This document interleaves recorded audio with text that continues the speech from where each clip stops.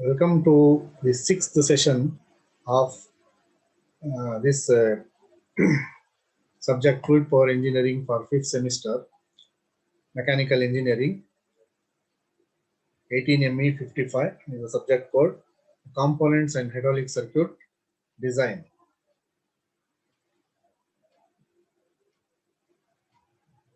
These are the course outcomes. Visualize how a hydraulic or pneumatic circuit will work to accomplish the function. Design an appropriate hydraulic or pneumatic circuit or combination circuit like electrohydraulics, electro-pneumatics for a given application. Select and size the different components of the circuit. Develop a comprehensive circuit diagram by integrating the components selected for the given applications. These are the course outcomes.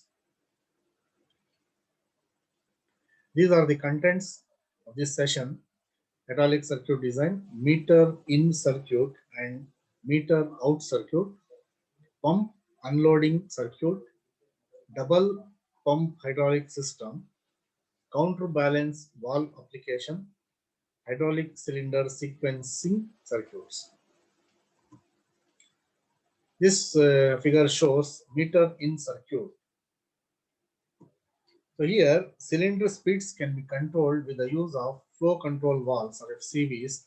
The use of FCV to control the inlet flow to the cylinder, hence the speed control is termed as meter in control. So FCVs are used usually.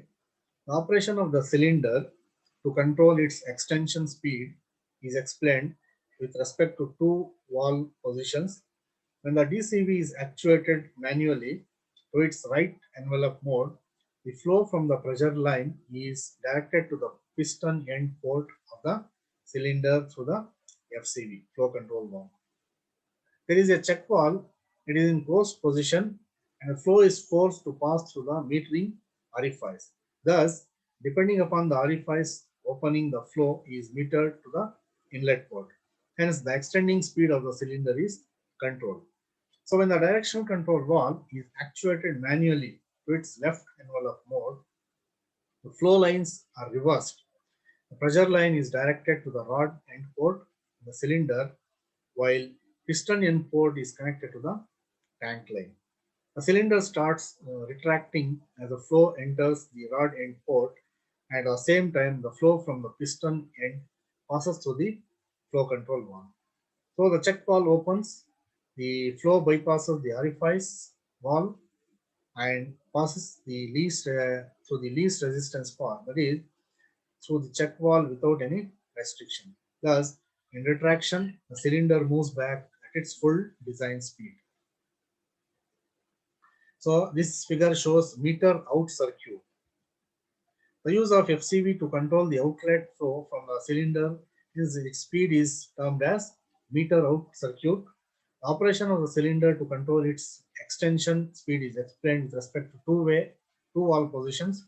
When the DCV is actuated manually to its right envelope mode, flow from the pressure line is directed to piston end of the cylinder. So there is restriction to the flow through the FCV. The flow rate is metered, so the piston is pushing the fluid out with full force. It is resisted by the FCV and hence the extension speed is controlled. So there is a check valve along with the FCV. It is a one-way valve and remains closed. The fluid is being forced out of rod end port to the tank line. So the pressure is directed to rod end of the cylinder and the piston end is connected to the tank line. The fluid under pressure enters rod end port through the FCV, bypassing the orifice. So instead it flows through the check valve, which opens due to favorable direction of flow. There is no restriction of flow through the check valve in the direction and hence full flow enters the cylinder and it retracts with full design speed. So this is pump unloading circuit. So here an unloading valve is used to unload a pump in the circuit. The unloading valve opens when the cylinder reaches the end of its extension stroke because the check valve keeps high pressure oil in the pilot line of the unloading valve. So when the direction control valve is shifted to retract the cylinder, the motion of the piston reduces the pressure in the pilot line of the unloading valve. So this resets the unloading valve until the cylinder is fully retracted. This point, the unloading valve unloads the pump. So double pump hydraulic circuit. So it uses a high pressure, low flow pump in conjunction with a low pressure, high flow pump. A typical application is sheet metal punch press, which the hydraulic uh,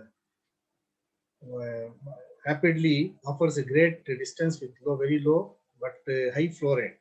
So this rapid extension of the cylinder occurs under no load. The punching tool connected approaches the sheet metal strip to be punched. So during the punching operation, the cylinder travel is small and thus the flow rate requirements are low. So the circuit eliminates the necessity of having a very expensive high pressure flow pump. So when the punching operation begins, the increased pressure opens the unloading valve to unload the low pressure pump.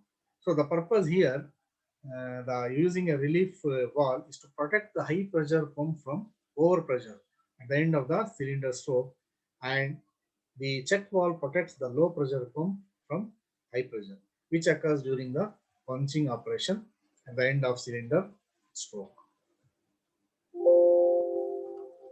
Counterbalance valve. Here a counterbalance or back pressure valve is used to keep a vertically mounted hydraulic cylinder in the upward position. The pump is idling. The counterbalance valve is set to open at somewhat above the pressure required to prevent the vertical cylinder from descending due to the weight of its load. So this permits the cylinder to be forced downward when pressure is applied on the top. The open center directional control valve unloads the pump. Hydraulic cylinder sequencing circuits. So a sequencing valve causes operations in a hydraulic circuit to behave sequentially. So when the DCV is shifted into its left envelope mode, the left cylinder extends completely. When the right extends, cylinder extends. So if the DCV is then shifted into its right envelope mode, the right cylinder retracts fully and the left cylinder retracts. This sequence of cylinder operation is controlled by the sequence valves. The spring-centered position of the DCV locks both cylinders in place.